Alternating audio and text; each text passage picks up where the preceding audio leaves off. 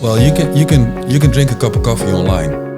Yeah, but it's not the same when you drink a cup of coffee together. Welcome to the very first episode of the GoBright podcast, or I should rather say Vodcast, because we also have video this time around. In this first episode, we will talk about the impact of flexible working, and to help me discover that subject, I am joined by Joost from Magenta Communicatie and of course by Chris from GoBright. If you're listening to this and you're wondering, or if you want to look in the eyes of the people that are about to tell you a lot of interesting stuff, you can check out the video on the GoBright website and obviously the YouTube channel of GoBright. But first, I would like to introduce the two guests I have in the studio with me here today. But rather, I think it's good if you guys introduce yourselves so people know which voice goes with which name, because not everybody will be watching, obviously. So I'd like to start with you, Joost. Can you tell us a little bit about yourself? Well, I'm owning a media company which is specialized in office IT and telecom.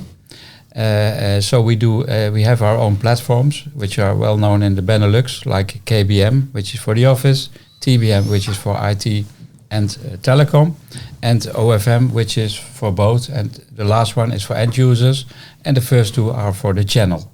Nice. Very good. And what do you hope to be talking about today, broadly? Well, I hope that my knowledge about this subject is coming out, because I think I know a lot. We will see. And normally I write articles about several subjects, but now we can talk about it in general. Nice. That's good to hear. Then on your left is someone from GoBright. Chris, can you please introduce yourself? Yeah. My name is Chris. I'm 50 years old. I'm 24 years married. I got 2 daughters, so all fine. And since 2018, I'm working for GoBright as a commercial director. And at that time, we just developed a platform. Mainly was a room booking solution. And the assignment was to build a channel of partners who will resell the product, at least in the Benelux. But today, we're almost doing that worldwide. So, it's going very well. And with this podcast, we hope to inspire a lot of new people to find a way to GoBright in the end, but also to share our knowledge. And I cannot go anywhere, and I will find Joost somewhere. He's everywhere. Trade shows, so I thought, well, let's invite him. So thank you very much, Joost, for joining us here, and let's make it a good time. Nice one. Really quickly, my name is Salim. I, out of the three of us, I think have the least knowledge about this subject. So I will be asking the questions today. So let's just get straight into it. I would say the title of this episode is The Impact of Flexible Working. Quite a broad subject, I would think. I think the whole idea with this series is to, in the other episodes, go into more depth on very specifics of flexible working. But today I think I have two people in the studio that can definitely tell us more about the broad implications of flexible working, especially in this post-pandemic world, I would think, or not. We'll find out today if that actually had an impact.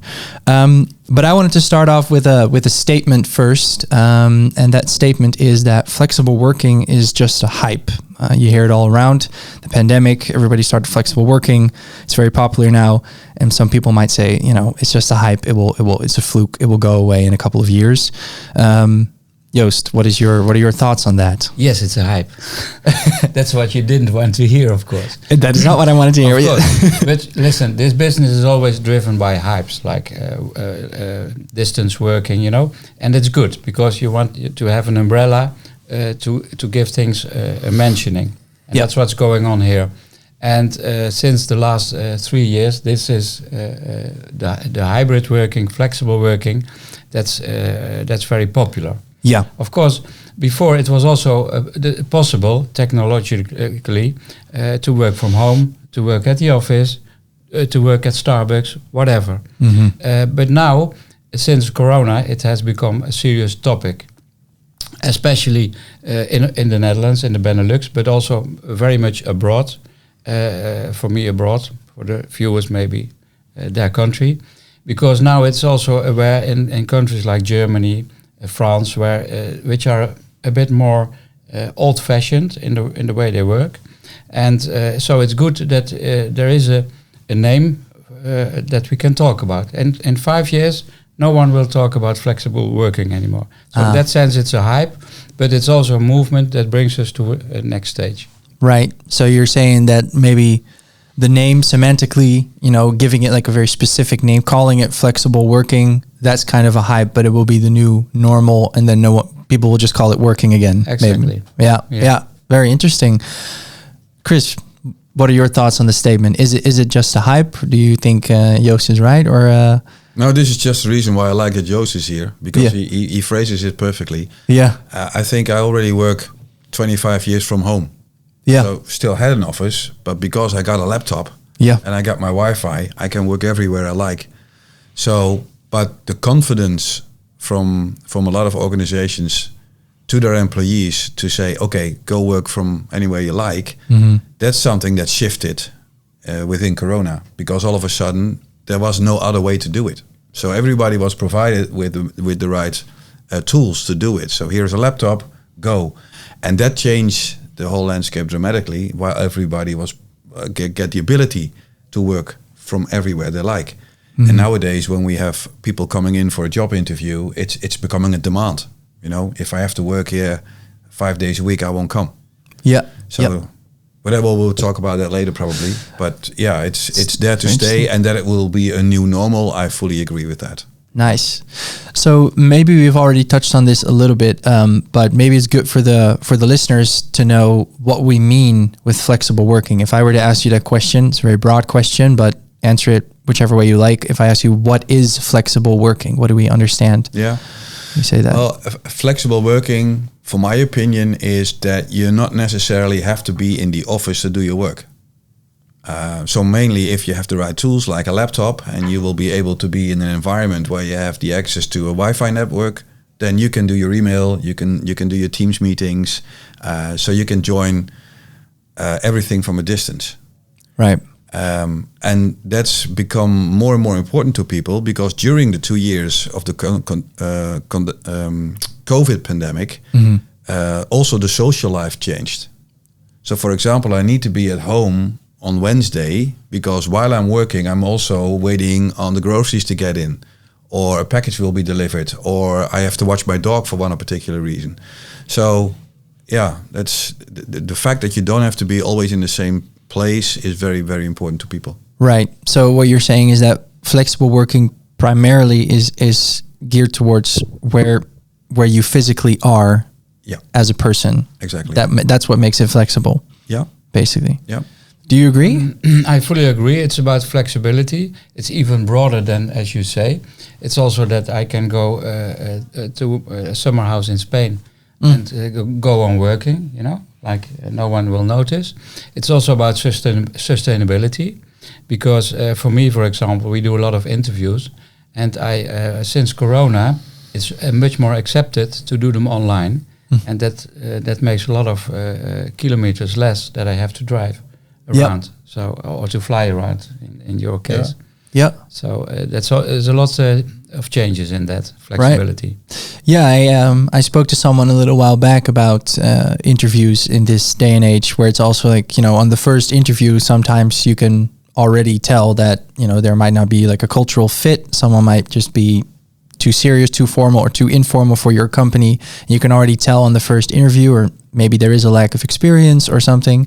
And obviously now that you can do those first interviews online, saves a lot of time. You can, funnel down the top picks before you physically meet them, maybe. Absolutely. You're talking about job interviews. I'm more talking about interviews that we have, for example, for articles. Of course. But Yeah, that of course. Doesn't make any difference.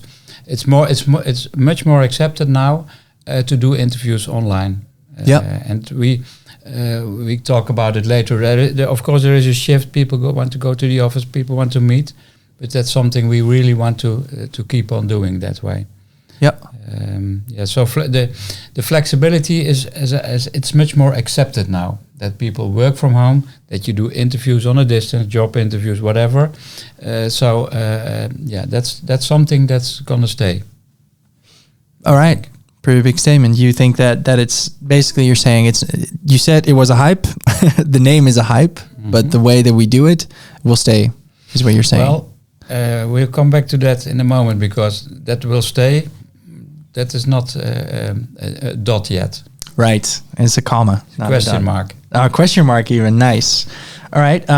For the viewers, if you sometimes see me looking down, it's just because I have quite a lot of questions down here, and sometimes I just need to take a quick little peek to know what I'm talking about here. Again, I have the least knowledge out of all three of us, and I want to ask you guys the right questions.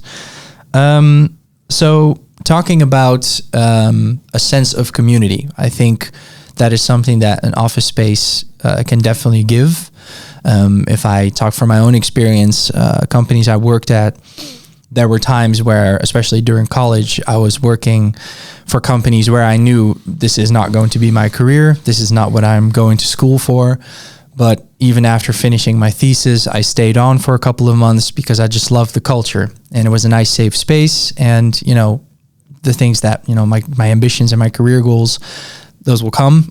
But that did mean that I'd had to leave a very nice community of people that would come to the office. And obviously there's a lot of people that might fear that this whole, you know, flexible working, hybrid working, working from home removes this sense of community. And that brings me to the second statement, and that is hybrid working has a negative impact on that sense of community that colleagues can have when they're in the office. Chris, I would like to start with you. What do you think of that statement? Do you agree, disagree? Well, you can look at from different angles, of course. But let's say that I agree with the fact that it's that way that you say, because during COVID, I was actually doing 8, 9, 10 meetings a day, all online. So you're always there on your own, looking at one or particularly many people who are all on their own in their own environment. So that can be very effective, like Joost already explained. But on the other hand, if you want to be creative, for example, and you need to brainstorm, that's hardly possible online. You need to be together in the same environment like we are today, and then something happens, you know, just because you're there. If you want to understand the other very well, you have to look at one another in the eye straight. You know? But you can't see each other straight in the eye via Teams. It's impossible. I hope that they will invent something that you will be able to look each other in the eye, because that will make a major difference. And I think that people are not made to be alone. You know, we are supposed to connect to one another. Somebody likes that more than the other, but anyway, the office is not there for nothing. So the biggest change you see is that offices are changing into some kind of area for community. You're going there to meet one another, either to brainstorm or to socialize or to feel connected. And for my opinion, that will never disappear. Right. Okay. Joost? Absolutely. That will never disappear, because people always want to meet, you know, and you got a lot of creativity. I was talking about a question mark about, is it here to stay? Because what I see is that a lot of companies still are not sure what their policy will be. It's funny because during Corona, everyone said, okay, we are going to make clubhouses from our offices, you know. People come, we have a party, they're inspired and they go home, and then they can be productive. But what you see now is, for example, big companies that say, they get nervous. They don't have grip on their people, and they want people to come back to the office. And what should people do at their office? They have meetings with people online. That's what you see. That's the technology is about. Microsoft has a very nice tool that already people are sitting at the same level, and that you can hear them from in video conferencing. You know, so they're really trying to make it as personal as possible. But the game is not over. We are in the middle of a shift, and no one can predict how companies will finally do the new work. Before it was 5 days you go to the office. That was not my policy already for many years. So people were working from home. Great, you also did. But like bigger companies, they still don't know what it will finally be. Right. So what you just touched on obviously is the technology itself. You also mentioned, Chris, maybe one day we'll have an invention that, you know, makes it feel more personal, even though you are in a digital space. Is there also an argument to be made that it's not just about, what I'm trying to say is it because technology just isn't there yet? Like, technology needs to evolve more, and eventually, if it's evolved enough, you can forget about the office altogether, so you can have a sense of community completely digitally? Or will there always be a sense of being in the same room physically, or being able to bump into each other in like communal areas? How do you think about? What do you think about that, Chris? Well, you can drink a cup of coffee online. Mm-hmm. Yeah, but it's not the same when you drink a cup of coffee together. Right. For one thing, it's the same coffee you drink when you're together, and it's different. You know, if you see an actor or an actress on television, you could say, "Wow, he looks great," for example. But in real, it's not only looking; it's also feeling. That. Mm-hmm. So, to me, it's totally different. It's why we have theaters, for example. People come together to have the same experience in the same room instead of looking at home to a film or whatever. Very good point. Yeah. And that's also where creativity evolves. You know, if you look in areas, in offices where creative people are, there are always these sticky memos on walls and papers and stuff. It's very difficult to do that online. So that's why you need an inspiring office. And actually, people who come in for job interviews, they look also at that. Hey, is this an inspiring environment? Do I want to be here? Right. Is this an environment where I can grow and develop myself? Yeah. And these are things that are underdeveloped online, of course. So. Yep. Yeah, well, you know, for the long term, I'm not so sure because there you see a lot of changes. Like a younger generation, they don't use the phone anymore. You know, for us, we say, "How can you not use the phone?" When I call my daughter on the phone, she said, "What's going on? Is there something wrong?" Because she's so used to WhatsApp, you know. Yeah. And so I have a little son, and he's always begging for a VR headset. Oh, yeah. And so he will be in a virtual world soon, and maybe all day long during work. And so it might be that we cannot oversee, but that's for the longer term, yes. What's going on. Of course, yes.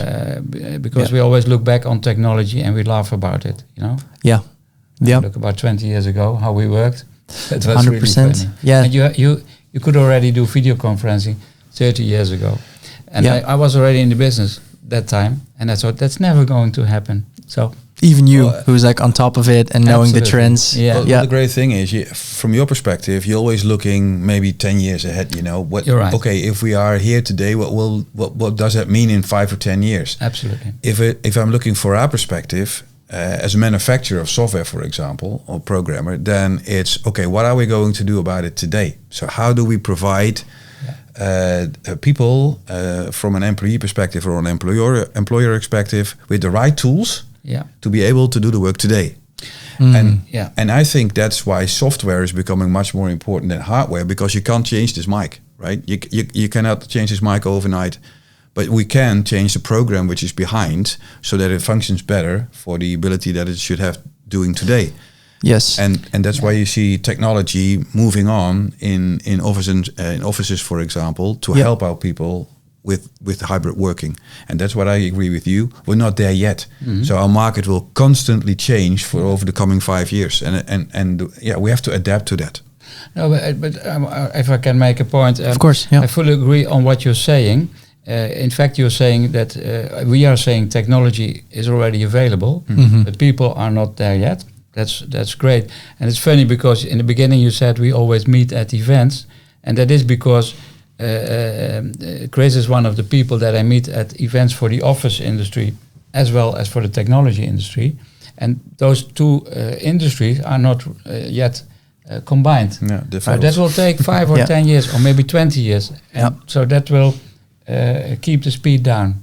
Yep. Good one. Yeah. Very good points. The points you guys are making about technology reminds me of when I went to high school for the first time. When I was 13, I was a pretty big gamer. I loved to play video games, and I remember, the first day of high school, you're going to a new school, meeting new people. Everybody's a little bit anxious, and I remember we had this sort of meeting the people that will be in your class day before the summer, and then we had the summer, and then in September the school year started.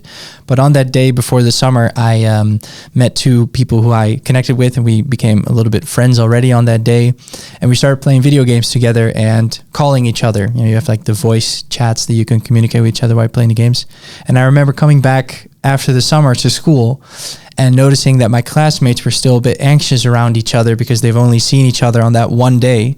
But we played video games together all summer. So even though that was a digital interaction, there was like a social aspect to it. So we already knew much more about each other, where we were from, how our families were, everything. Whereas the other classmates didn't have that connection with each other because they didn't have that voice chat. That reminded me of that, which I think is a pretty cool thing. Yeah. So right now we're talking a lot about the office and the technologies in the office and outside the office. But obviously there's also a lot of managers now that, have been a manager pre-pandemic and are still a manager now. They're managing people, and their employees are now starting to wonder, how do we do this hybrid working? How many days can I work from home? Or maybe someone comes to you and they're like, I feel like I'm losing touch with my colleagues because everyone's working on different days from home, so I don't never see them. You both manage people, I believe, in your companies respectively. Joost, how do you deal with that? How do you deal with this new environment with your employees? Well, it's funny that we already were working for many years. When VPN was invented, we already said to people, go home, work from home. So we were, and I always said I manage from output, not from input. So I'm not controlling people. If you're going on a bike ride when it's still sunny, go, because I trust you do your job. It's of course depending of the kind of work. If you have intelligent workers, we know knowledge workers, we call it. You have to give them a lot of freedom, and even now you have to give them more. So for me, it was not new, and the only thing when Corona came was that we were not used to do distance calls.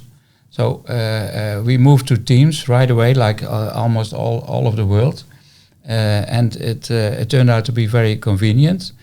And we decided that the office is not as important anymore.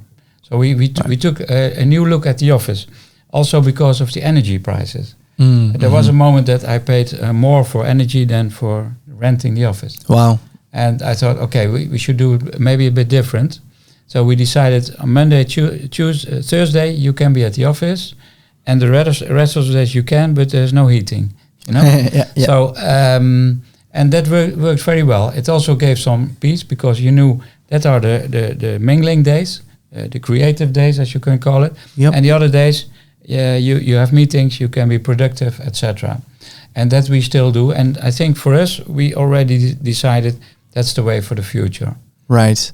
So what you're saying is you made very clear agreements on which days people would come, and therefore people would still see each other. The creative days would be focused, and that would prevent people from feeling isolated, maybe from the rest of the team. And and like you said, I like the way you put it, managing on output and not on input. Absolutely. That's key. A very, very good point. Chris, how about you? I can imagine you also face these challenges.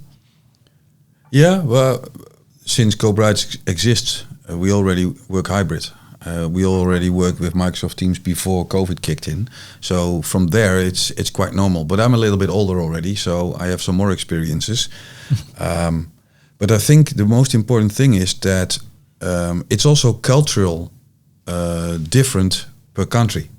In the US, for example, we see, and I hear a lot of that, is that 90% of the workers are not coming back to the office, at least 90% or more. So the buildings are empty, and that's a really big problem because it wipes away the creativity.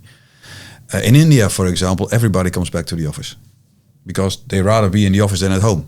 You can make a picture in your head from that. So it differs per country. And then the next thing is also that it's very hard to get employees or to keep them in. So if you as a CEO say, okay, or for a company, let's say with 5,000 people, that's different from our staff because we're rather small companies compared to 5,000. And you say you have to be in the office only on Monday and Thursday, you get a riot, because people have different wishes, they're all different, so they want to decide themselves. So if you say, well, let's say that half of the people will not be in the office today, then at least my office is way too big. Yeah, that's the common ground. So we have to size down, and that's good for the energy bill. That's good for everything in the office. So it saves a lot of money. But if we do that, we need a solution who arrange all the stuff. So we want to measure, for example, we want to give people authority over their own day. So they have to have the authority on their handy, for example, on their mobile phone. Hey, how can I get access to the building, to a parking space, all kinds of stuff. And that will help people to feel at home at their office, to make sure that if they come in, they can meet their colleagues, that they have the ability to assess a certain area or a desk or a room or a parking space, for example. And it will also help if the manager could decide, because now I'm coming to that point, that they have tools to say, okay, if I want to arrange a meeting on, let's say, Thursday, I not only need one meeting room, but I also need a desk for everybody. So if I can do that in 2 or 3 mouse clicks, then everybody gets an invitation for all these assets. And that's what we do, actually. Mm-hmm. So we connect not only a person to an asset, but also to one another with the tools that we do. And we see on the feedback we receive from quite large organizations that is exactly this what they need. And then they can measure, and then they can downsize the office. Yep. So that's what we're very busy in today, and that will lead to something new, which you probably already have thoughts of, but that's interesting. We're mainly in it today and 1 year ahead, and so we need to have people around us together with our customers who take a look in the future. So if I understand correctly, we're talking about, on the one hand, giving people tools in order to, it's not just the tool, it's how people use it, but, giving them the tools to give them insights basically on what the wishes are of their people, of the employees. Yes, that's important, yeah. And what I also hear from both of you is that a lot of the responsibility and authority should be with the employee, not with the employer, or at least like you should give them that freedom to make apparent what their wishes are, how they want to, like how many times they want to be in the office, instead of making like you mentioned but because if you don't, they'll move away. Yeah, exactly. They look for another employer, and that's not what you want. Of course. In today's market, definitely they would. Yeah. The funny is that in Holland we don't have a hierarchy in working. Not as much, not as much as abroad, because that's, for us it's more easy. I'm the manager, but I'm equal to my workers. I respect them as equal. And in other countries it's not like that, and that makes it a bit more difficult. Yeah, I can imagine. It's not. I think like in Germany, it's very hard to accept that as an employee, you decide on what and how and where you work. Yeah. Maybe they also don't want that, because if you're so used to the hierarchy, and all of a sudden you have to make those decisions. Yeah. And a point I wanted to make is what Chris is saying, that what they are doing is to rationalize the office space. Mm-hmm. Before it was like you had 100 people, you had a big office, and if you had 200 people, you were very proud because you needed an even bigger office. And now you try to do everything to make it smaller. Yep. And for that you need technology tools that can help you with that, to rationalize the workflow, the people flow at the office. Yeah. Okay. You already touched on it a little bit, because I think that will bring us to our third and final topic of today, which we just talked about what flexible working is, a bit how that, of course, affects managers. But from the answer that you both gave, I can already tell that a lot of it is, of course, surrounding the ominous building called the office. We've already talked about it a little bit, because it's such a central place for people to, the connotation is work means office, 9 to 5 means office space, a desk, a computer, and that's what working looks like. At least I think a lot of people have that connotation. So let's talk about the office a little bit. And the statement I want to give you with that is that the office, as we know it, will be obsolete in the future. So there will be no more use for an office. That is my statement, and I'm looking at you, Chris, when I say that. What do you think? Well, the funny thing is that because of our solutions, I also come a lot to universities, hospitals, care centers. And what I see there is that the amount of office space is enlarging. And why is that? Everything you do, you have to put into a computer, or everything you need to know, you get out of a computer. So in an hospital, you see, and when you walk up to a floor, there's always some office space there.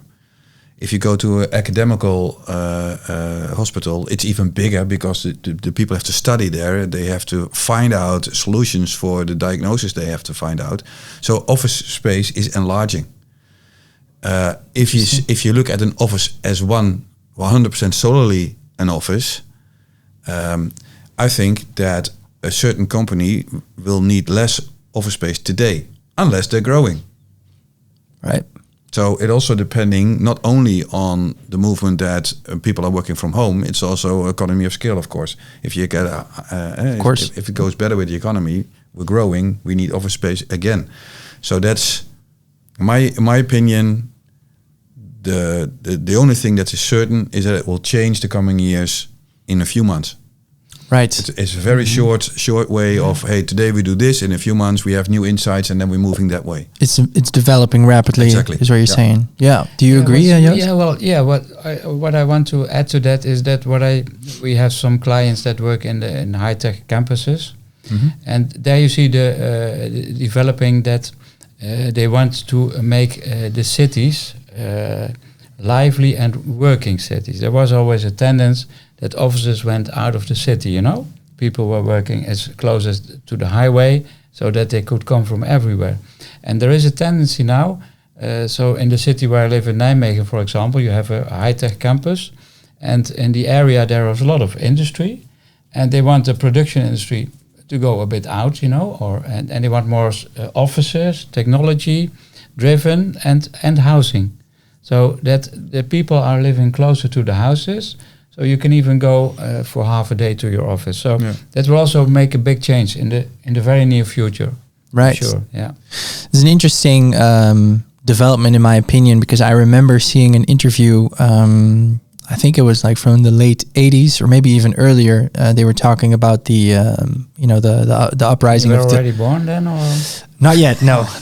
Okay. I saw it on YouTube now. Yeah. Okay. I saw it in the archive. It was way before I was born.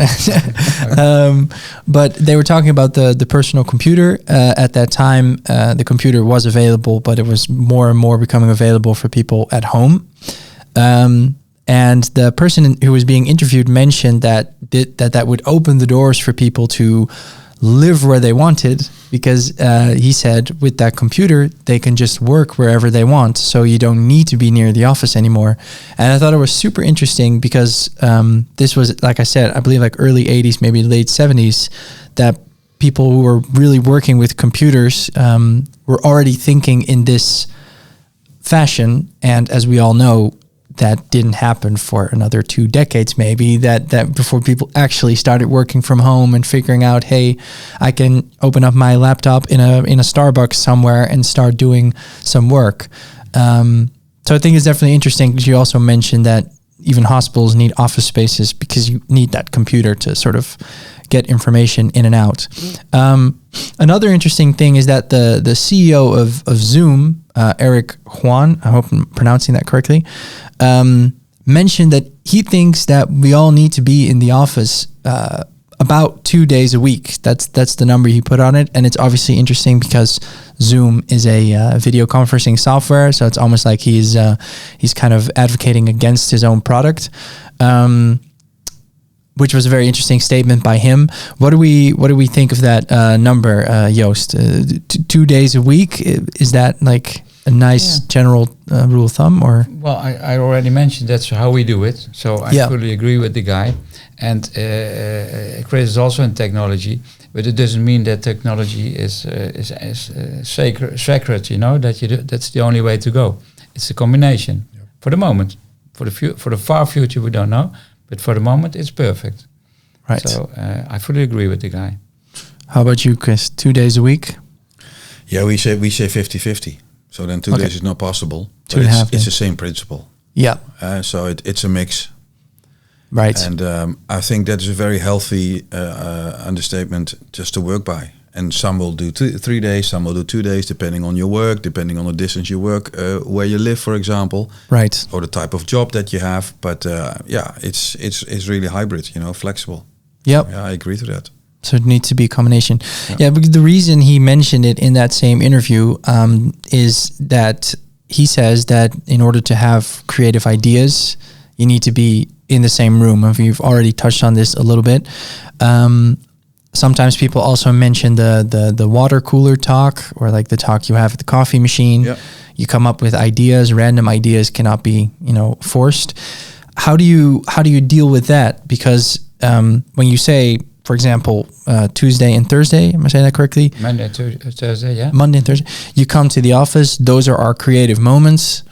It might feel like you are planning spontaneity, which is of course kind of paradoxical because you can't really plan to get a spontaneous idea. So how do you deal with that? What if someone can't come up with ideas on Thursday and have a great idea on Friday morning, but then they're blocked by this whole digital connection?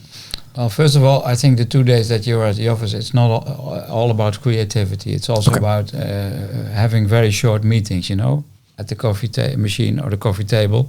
So it's you can be creative even online or on the phone in a call. So that doesn't stop creativity.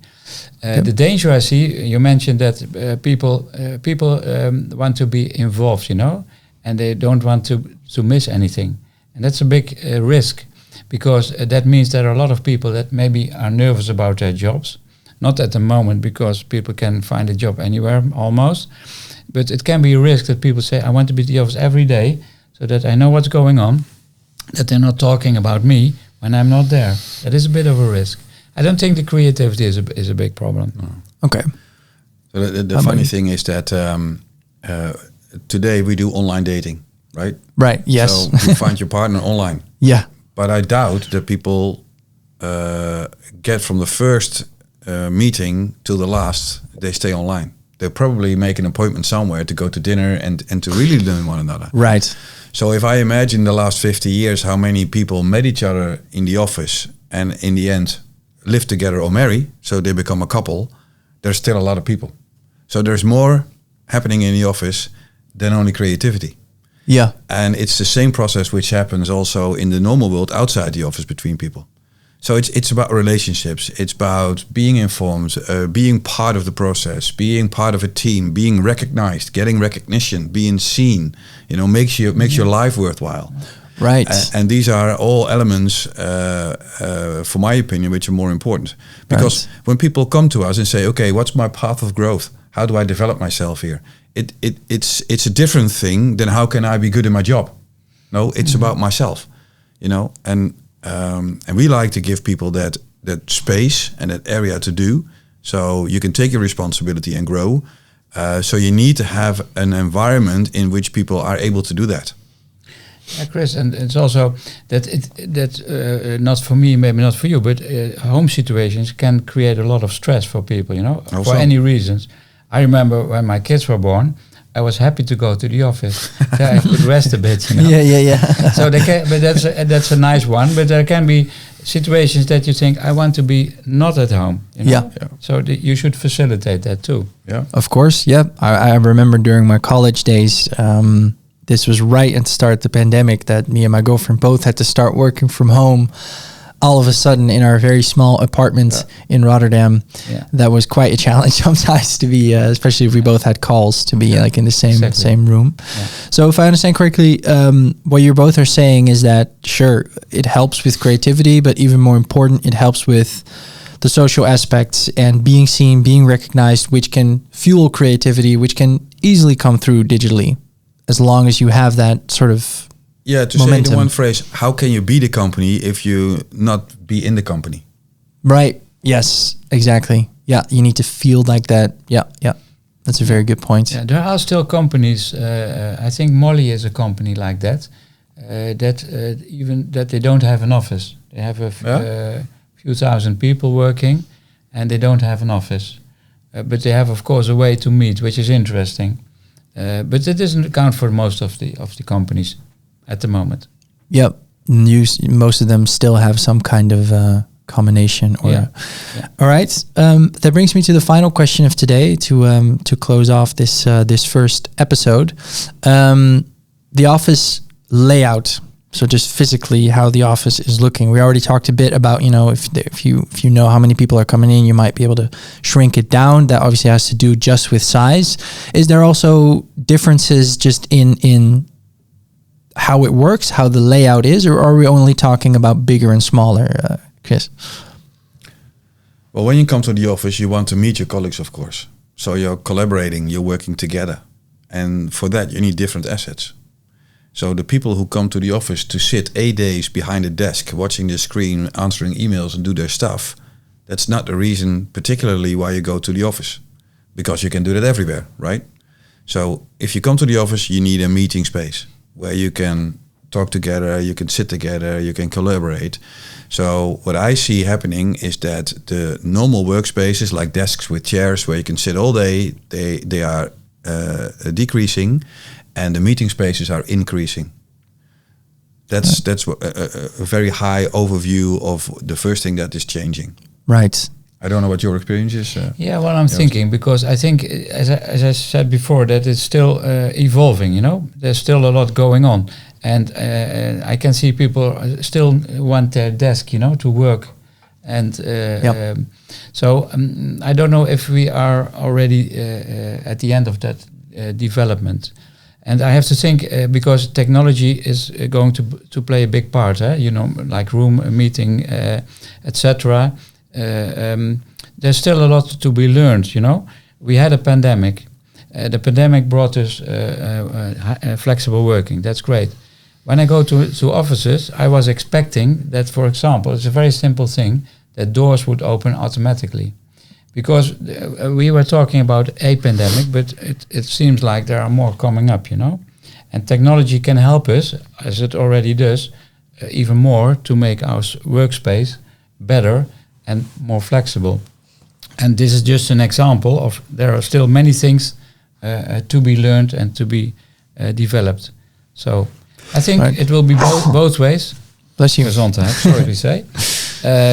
It will go two ways, I think there will be a growing demand for working spaces, and there will also be a growing demand for rooms where you can meet, where creativity and talking together can be developed. Yeah, and to add that, you see these public offices grow very fast.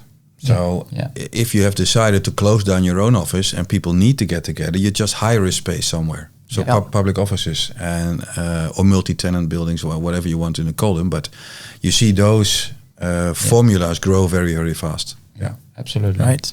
Yeah.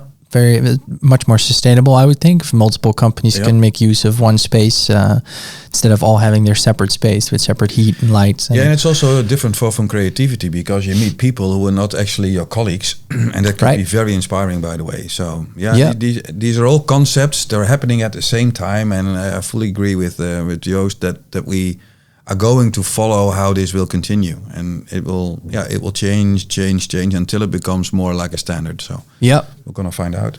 Fully agree. I work as a freelancer, and I experienced the same thing. At first, I was working at home mainly because now that I'm a freelancer, I'm not bound to a certain office, and of course, that's new and exciting. So you start work from, but at some point, I found myself, waking up and like as a matter of speech in my pajamas behind my computer working, and I was like, well, one, this is isolating me. Two, I'm not really feeling like I'm going to work and coming back.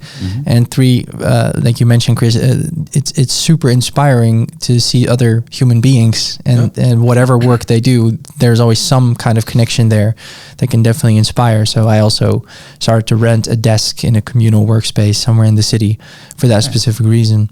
It's interesting that you make that point, because what we do, we work a lot with freelancers, and we say to the freelancers, you can come to our office. Right. And so they are part of the team, because I believe in a future where a lot of people work for their own, and they're hired for projects and etc.